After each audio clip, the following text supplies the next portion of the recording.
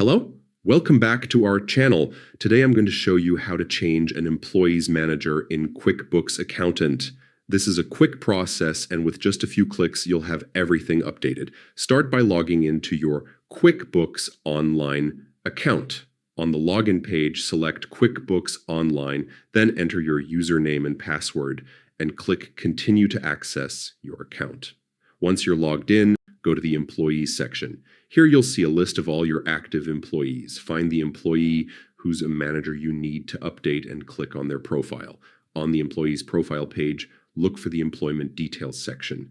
Click Edit to make changes. Now locate the field labeled Manager. From here, either select the correct manager from the list or type in the new manager's name. Make sure you choose the right one so the reporting structure stays accurate. After reviewing your changes, click Save. This step ensures the update is applied and reflected immediately in your QuickBooks system. And that's it. You've successfully changed an employee's manager in QuickBooks Accountant. Quick, simple, and efficient, keeping your employee records always up to date.